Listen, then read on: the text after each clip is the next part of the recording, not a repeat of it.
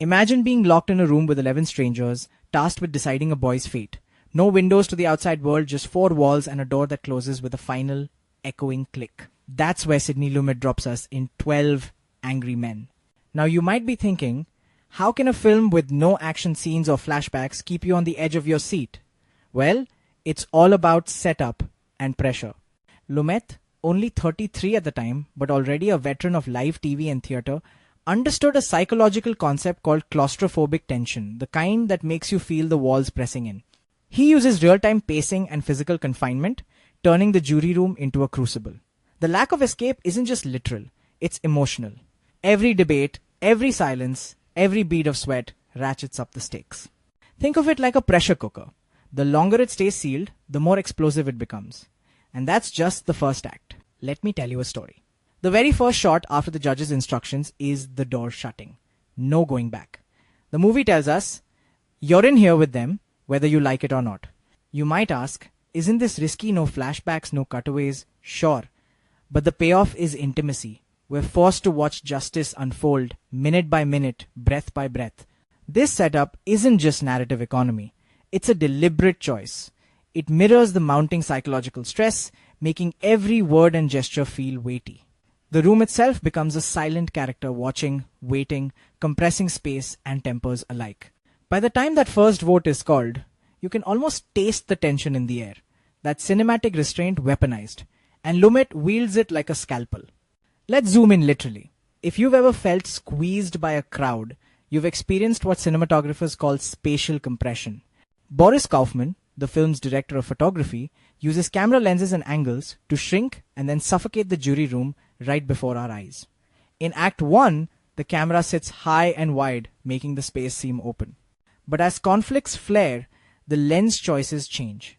Medium lenses bring the walls closer. By Act 3, the camera is practically at table level, using long lenses that flatten the image, trapping the men in a visual box. Now, you might be wondering, why does this matter? It's not just an artsy move. Visual language like this creates psychological pressure. The technical term here is chiaroscuro, high contrast lighting that casts half the men's faces in shadow. It's noir, but not for style's sake. The darkness externalizes internal conflict, making doubt and prejudice visible. Ever notice the sweat? It's not just stage makeup. The relentless heat, no fan or air conditioning, becomes a kind of silent antagonist. Wet shirts, glistening brows, these details are as tactile as a ticking time bomb.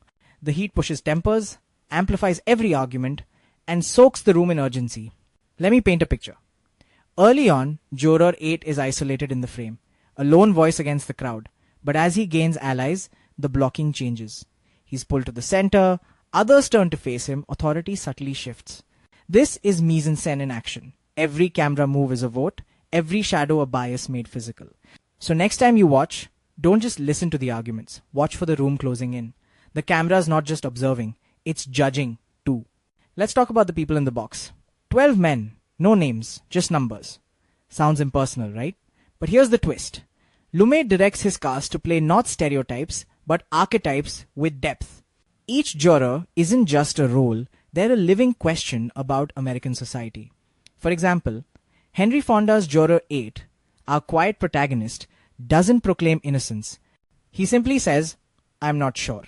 That uncertainty is the film's engine. It's what we call in drama the inciting incident. Now you might be asking, isn't it easier to have good guys and bad guys? But real life and real justice isn't binary. Lee J. Cobb's Juror 3 is driven not by reason, but by unresolved pain, projecting his own family failures onto the accused boy. That's emotional transference, a psychological term for when we redirect feelings from one person to another. E. G. Marshall's Juror 4 is all logic until a simple question about memory reveals his own fallibility. And Jack Warden's Juror 7, he's apathy personified, more invested in a baseball game than a life or death decision. It's chilling because indifference can be as dangerous as prejudice. Let me draw you in. Watch the actors listen. Every reaction, every micro-expression tells a story. The tension isn't just in what's said, but in what's withheld. These men evolve, shedding their armor of certainty as doubt creeps in. So, what does this teach us? That courage isn't always loud. Sometimes it's the soft voice insisting, let's look a little closer.